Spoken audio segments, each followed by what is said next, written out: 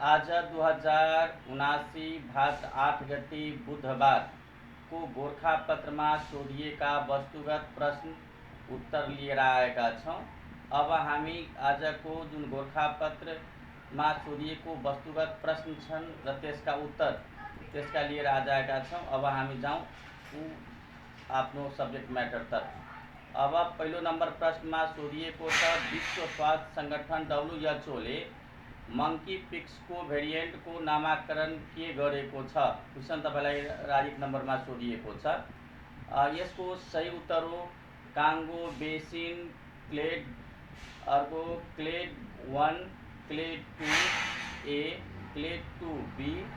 अब ठाउँका यसको हिन्टमा दिएको छ। ठाउँको आधारमा यसको भेरिएन्ट फरक भएको र नाम पनि त्यही अनुसार राखिएको। मंकी पिक्स नामाकरण यसको पहिलो पटक पुष्टि भएको बेला सन् 1958 मा गरिएको थियो। अब यो क्वेसन तपाईहरुको लागि अति नै महत्त्वपूर्ण हुन जान्छ कि यसको पहिलो पटक नामाकरण कहिले गरिएको थियो भने यो तपाईलाई यो महत्त्वपूर्ण प्रश्न हुन गरिएको थियो भनेर यो तपाईहरुलाई अति नै महत्त्वपूर्ण अन्तर्गत पर्दछ। अब त्यसपछि अहिले त्यसको परिवर्तन स्वरूप बदल्दै गएको छ। पछिल्लो समय विश्वका धेरै ठाउँमा देखिएको मंकी पिक्सको स्वरूप र चरित्र बदलिएको भाइरसको नाम पनि नयाँ राख्नु परेको। WHO ले सन् 2022 जुलाई 23 मा मंकी पिक्सलाई अन्तर्राष्ट्रिय चासोको जनस्वास्थ्य आपतकालीन घोषणा गरेको थियो र यो पनि तपाईको इक्जामको लागि महत्त्वपूर्ण रहेका छन्। कहिले WHO ले यसलाई आपतकालीन घोषणा गरेका, जनस्वास्थ्यका लागि आपतकालीन घोषणा गरेको भनेर यो पनि तपाईको इक्जामको लागि महत्त्वपूर्ण रहेको छ। अब जाउँ हामी अर्कोमा। प्रश्न नम्बर 2 मा सन् 2022 मा सम्पन्न साफ U20 फुटबल च्याम्पियनको उपाधि जित्ने राष्ट्र कुन हो। यसको सही उत्तर भइहाल्यो भारत। र अर्को यसमा हिन्टमा दिएको छ, फाइनल खेलमा बङ्गलादेशलाई 2-1 गोल अन्तरले पराजित गर्दै भारतले सो उपाधि चुमेको हो। यसको मतलब भयो कि बङ्गलादेशलाई हराएका छन्। यो पनि तपाईको परीक्षाको लागि इक्जाम खरिदार सुब्बाधिकृतको लागि अति महत्त्वपूर्ण रहेका छन्। प्रश्न नम्बर 3 आर्थिक सर्वेक्षण 2078-79 अनुसार नेपालमा फूल फुल्ने वनस्पतिको संख्या कति रहेको छ। 5309। फूल फुल्नेको संख्या जुन छ, फूल फुल्नेको संख्या 5309 छ भने फूल नफुल्नेको संख्या 6083 रहेको छ। यो पनि तपाईको परीक्षाको लागि अति नै महत्त्वपूर्ण क्वेसन हुन जान्छ। अर्को प्रश्न नम्बर 4 मन्त्री परिषदले सुशासन आयोग गठन गर्ने निर्णय कहिले गर्यो। यसको सही उत्तर भइहाल्यो विक्रम सम्वत 2079 असार 31 गते।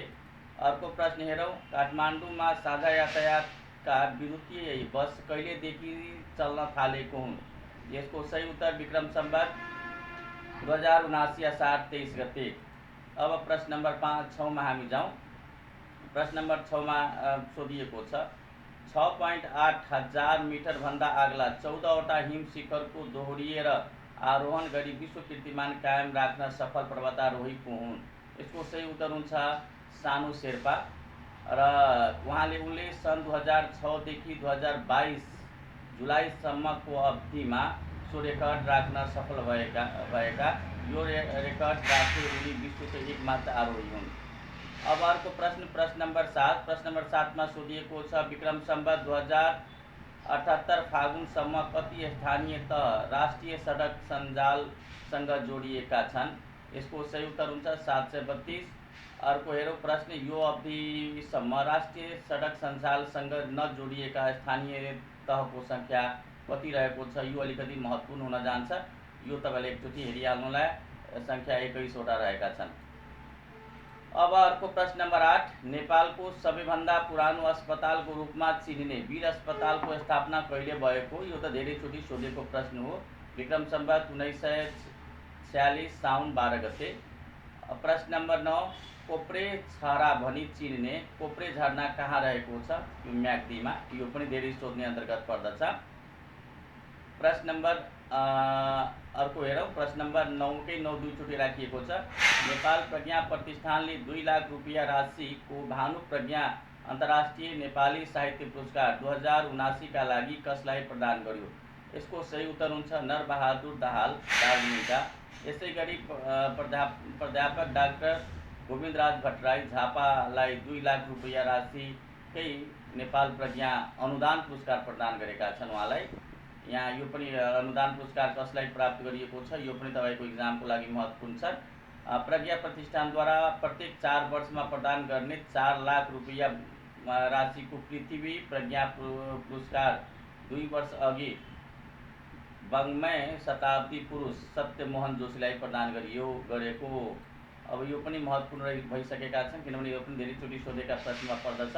प्रत्येक वर्षमा प्रदान गर्ने 3000 अमेरिकी डलर राशिको नेपाल प्रज्ञा लङ्गकार 2 वर्ष अघि चीनको प्राध्यापक वाङ हङवेईलाई प्रदान गरिएको। अब अर्को हेरौँ, रु 1 लाख राशिको अन्य प्रज्ञा पुरस्कार 2079 को लागि नेपाल प्रज्ञा नेपाली साहित्य पुरस्कार रामचन्द्र भट्टराई रूपन्देही जिल्लाका हुनुहुन्छ, यहाँलाई प्रदान गरिएको छ। पहाडी हिमाली क्षेत्रमा बोल्ने मातृभाषा साहित्य प्रज्ञा पुरस्कार खेम्पो डोआङ बोसेर लामा शेर्पा दोलखा। मधेस तराईमा बोल्ने मातृभाषा साहित्यका लागि नेपाल प्रज्ञा मातृभाषा साहित्य पुरस्कार शर्मिला कुमारी चौधरीलाई। यहाँ क्लियर गर्नु होला, यो पुरस्कारहरू कसलाई प्रदान गरिएको छ एकचोटि तपाईँलाई सोध्ने गर्छन्, त्यसैले गर्दा यो अरू एकचोटि यो भयो तराईमा बोल्ने मातृभाषाको लागि। यो भयो तराई मातृभाषाको लागि छ भने माथिको हेर्नुहुन्छ भने हिमाली पहाड क्षेत्रमा मातृभाषाको साहित्यको लागि प्रदान गरिएको थियो। यो कसलाई एकचोटि हेरिहाल्नु होला। नेपाल प्रज्ञा साहित्य पुरस्कार कसलाई प्रदान गरिएको छ यो हाइलाइट गरेको इक्जामको लागि अति महत्त्वपूर्ण छ। अब नेपाल प्रज्ञा संस्कृत पुरस्कार प्राध्यापक डाक्टर प्रेम कुमार खत्री भोजपुर। त्यसरी नै नेपाल प्रज्ञा दर्शन साहित्य पुरस्कार प्राध्यापक विद्यानाथ उपाध्याय काठमाडौँ। त्यसरी नै यो पनि हाइलाइट मैले गरिदिएँ, एकचोटि योहरू हेर्दै गर्नु होला किनभने यो इक्जामको लागि अति नै महत्त्वपूर्ण हुन जान्छ। अर्को हेरौँ, नेपाल प्रज्ञा सामाजिक साहित्य पुरस्कार डाक्टर नयनाथ पौडेल काठमाडौँलाई प्रदान काठमाडौँ गाउँ छ उहाँलाई प्रदान गरिएको छ। प्रश्न नम्बर 10 मा हेरौँ, नदी प्रणालीका आधारमा नेपाललाई कति भागमा विभाजन गरिएको छ? 3 भागमा। नेपालको सबैभन्दा पुरानो अस्पतालका रूपमा चिनिने वीर अस्पतालको 2 चोटि भइसकेका छ योहरू। त्यो अर्को हेरौँ, अब भर्खर हामीले गरेका छौँ। महान्यायाधिवक्ताको नियुक्ति कसरी गरिन्छ? प्रधानमन्त्रीको सिफारिसमा राष्ट्रपतिबाट।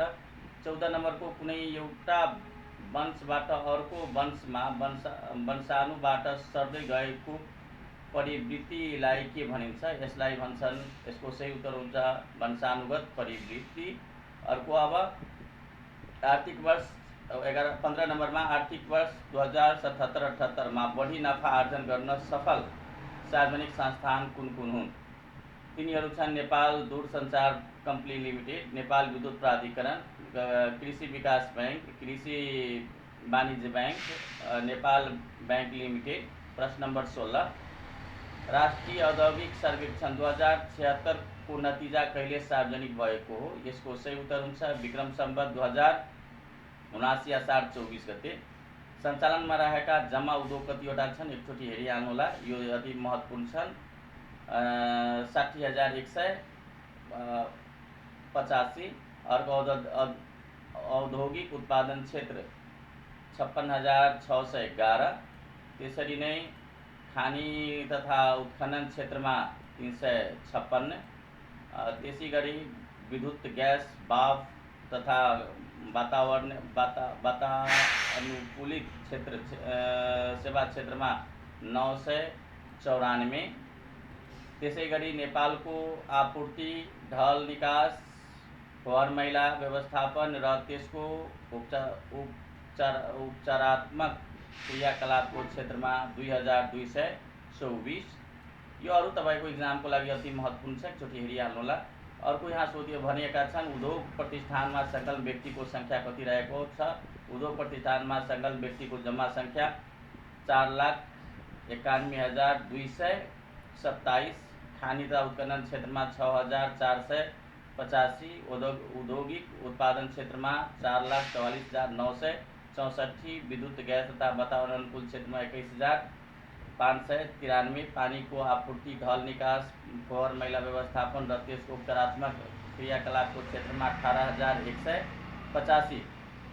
त्यसै गरी उद्योग प्रतिष्ठानमा संलग्न व्यक्तिको संख्या भन्नाले प्रतिष्ठानमा सक्रिय रूपमा कार्यरत व्यावसायिक तथा समझदारी बेतलबी पारिवारिक कामदार र तलबी कामदार पर्ने रोजगार व्यक्तिको संख्यामा हेर्छौँ भने 4वटै प्रकारको औद्योगिक प्रतिष्ठानमा रहेका तलबी कर्मचारीको संख्या 3,81,687, खानी तथा उत्खनन क्षेत्रमा 5,719, औद्योगिक उत्पादनशील क्षेत्रमा 3,76,143, अर्को विद्युत गैस वातावरणअनुकूल सेवा क्षेत्रमा 17,238, पानी को आपूर्ति ढल निकास फोहोर व्यवस्थापन र त्यसको उपचारात्मक क्रियाकलाप क्षेत्रमा 12,587,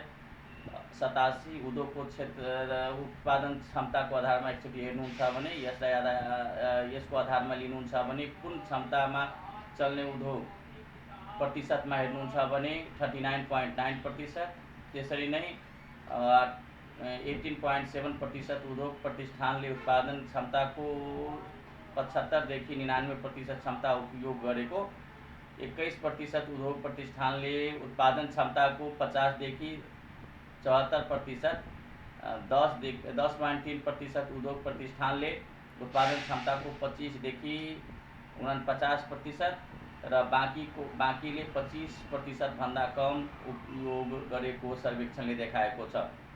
त्यसै गरी कुन उद्योग प्रतिष्ठान कति दिन सञ्चालन? करिब 76% उद्योग प्रतिष्ठान 270 दिन भन्दा बढी सञ्चालन, 19% उद्योग प्रतिष्ठान 180 देखि 269 दिनसम्म, त्यसरी नै 4% उद्योग प्रतिष्ठान 90 देखि 179 र बाँकी 1% उद्योग प्रतिष्ठान 90 भन्दा कम दिन। उद्योग प्रतिष्ठानको लागत, मूल्य उत्पादन र मूल्य अभिवृद्धि, यसको सम्बन्धी हामी हेरौँ।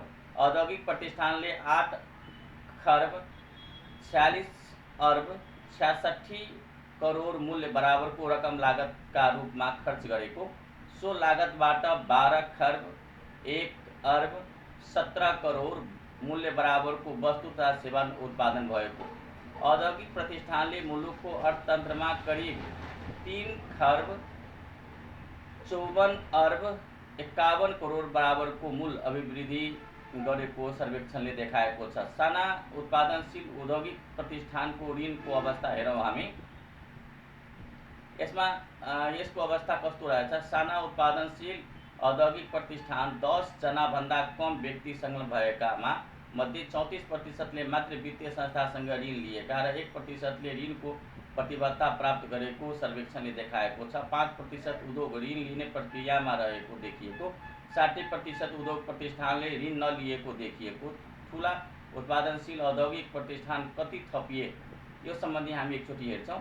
योलाई हाइलाइट गरौँ। कति थपिएका छन्, ठुला उत्पादनशील औद्योगिक प्रतिष्ठान कति थपिएको छ भने यो सम्बन्धी हामी हेरौँ। 10 वा सोभन्दा बढी व्यक्ति संलग्न उत्पादनशील औद्योगिक प्रतिष्ठानको संख्या 2069 देखि 2076 सम्ममा 941 थपिएको। विगतमा उत्पादनशील उद्योगलाई मात्र समेटी गणना तथा सर्वेक्षण गर्दै आएकोमा अन्तर्राष्ट्रिय मान्यता बमोजिम अन्य 3 क्षेत्रलाई समेटी हालको राष्ट्रिय औद्योगिक सर्वेक्षण 2076 सम्पन्न गरिएको। अब अर्कोमा हेरौँ। विगत गणना र सर्वेक्षणको तुलनामा फराकिलो दायरा साना ठुला सबै उद्योग समावेश हुने र प्रदेश स्तरसम्मको नतिजा प्राप्त हुने भएकोले यस सर्वेक्षणलाई नेपालको पहिलो एकीकृत औद्योगिक सर्वेक्षण भनिएको। अर्को पोइन्ट हेरौँ। केन्द्रीय तथ्याङ्क विभागले यस अघि साना र ठुला औद्योगिक गणना फरक अन्तरालमा गर्ने गरेको। विभागले अर्को पोइन्ट हेरौँ, विभागले पहिलो राष्ट्रिय औद्योगिक गन्ना विक्रम सम्वत 2022 सम्पन्न गरेको र 2069 सालमा 10औं औद्योगिक गन्ना सञ्चालन गरेको।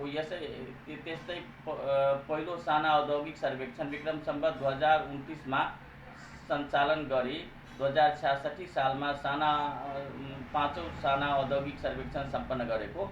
राष्ट्रिय औद्योगिक सर्वेक्षण 2076 पुन गन्ना र नमुना छनौट विधि दुवै तरिकाले अवलम्बन गरेको। यसअघि केन्द्रीय तथ्याङ्क विभागले ठुला उद्योग उत्पादनशील औद्योगिक प्रतिष्ठानको पुन गन्ना विधि तथा साना उत्पादनशील औद्योगिक प्रतिष्ठानको छनौट विधिको औद्योगिक सर्वेक्षण सम्पन्न गर्दै आएको।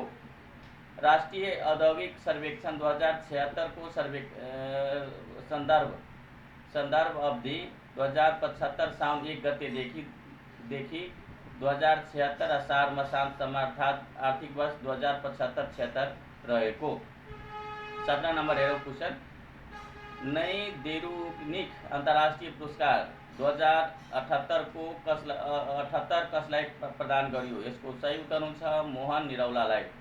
18 नम्बर मिस्टर नेपाल प्रतियोगिता 2022 को उपाधि कसले जित्यो? यसको सही उत्तर हुन्छ नूतन श्रेष्ठ मोरङ। 19 नम्बर श्रीलङ्काको राष्ट्रपतिमा निर्वाचित हुने राजनीतिज्ञ को हुन्? यसको सही उत्तर रनिल विक्रमसिंघे। अर्को 20 नम्बरमा श्रीलङ्काको प्रधानमन्त्रीमा चयन हुने राजनीतिज्ञ को हुन्? यसको सही उत्तर हुन्छ दिनेश गुणवर्धने। 21 नम्बरमा विक्रम सम्वत 2079 जेठ 2 गते कतिऔं बुद्ध जयन्ती मनाइयो? यसको सही उत्तर हुन्छ 2566औं। अर्को 22 नम्बरमा सर्वोच्च शिखर सगरमाथा आरोहण गर्न सफल दोस्रो नेपाली अभिनेत्री को हुन्? यसको सही उत्तर दिया पुन, जुन 2079 जेठ 13 मा गरेका थिए। 23 नम्बर रेडियो नेपालले कहिलेदेखि बाल समाचार सुरु गरेको हो? यसको सही उत्तर विक्रम सम्वत 2064 वैशाख 1। 24 नम्बरमा कम्प्युटरमा प्रयोग हुने इन्टेलको पूरा रूप के हो? यसको सही उत्तर इन्टिग्रेटेड इलेक्ट्रोनिक्स। 25 नम्बरमा नदी प्रणालीका आधारमा नेपाललाई कति भागमा विभाजन गरिएको छ? यसभन्दा अगाडि पनि हामी हेरिसकेका छौँ। यसको सही उत्तर हुन्छ 3 भागमा विभाजन गरिएको। र तपाईहरुको लागि मैले जुन गोरखापत्र ल्याएका थिए, गोरखापत्र यति नै। र तपाईहरु हाम्रो च्यानलमा यो लोकसेवा सम्बन्धी अति नै महत्त्वपूर्ण डकुमेन्टहरु मैले राखिदिएका छौँ, जुन तपाईहरुले हेर्न नछुटाउनुहोला, किनभने यो तपाईको इक्जामको लागि अति नै महत्त्वपूर्ण रहेको हुनाले तपाईको इक्जाममा बढी नै सोध्ने गर्छ। तपाई हेर्न सक्नुहुनेछ। यसमा तपाईहरुको लागि मैले युवा मञ्च पनि हालिदिएका छौँ, समसामयिक सूचनाहरू, त्यसरी अन्तर्राष्ट्रिय त्यसरी नै तपाईले अन्तर्राष्ट्रिय राष्ट्रिय समसामयिक कुराहरू राखेका छौँ। त्यसरी गरी प्र्याक्टिस पेपरहरू राखेका, प्र्याक्टिस क्वेसनहरू, मोडल क्वेसनहरू राखेका छौँ। यसरी गरी तपाईले यसमा मोटिभेसन क्लासहरू पनि तपाईले हेर्न सक्नुहुन्छ। मजाले यहाँ तपाईलाई राखिएको छ, पास्ट क्वेसनहरू राखिएका छन्, तपाईले हेर्न सक्नुहुनेछ। यही छन् तपाईको कसरी पढ्दाखेरि नाम निस्किन्छ, यो तपाईलाई मैले यहाँ राखिदिएका छौँ, तपाईले हेर्न सक्नुहुनेछ। त्यसै बिना कोचिङ गरेर पनि कसरी नाम निस्किन्छ, डिप्रेसनबाट कसरी बच्ने, आर्थिक सर्वेक्षण सातै प्रदेशको 2079-80 को लागि राखिएको त्यो पनि राखिदिएका छौँ। 5औं योजना पनि यहाँ राखिएको छ। 7वटै प्रदेशको सम्बन्धी जानकारी पनि यसमा राखिएको छ। यसरी तपाईले हेरेर इन्जोय गर्न सक्नुहुनेछ र नाम पनि निकाल्न सक्नुहुनेछ। त्यसैले गर्दा हाम्रो युट्युब च्यानललाई लाइक र सब्स्क्राइब गर्न नबिर्स्नुहोला। हस्त धन्यवाद।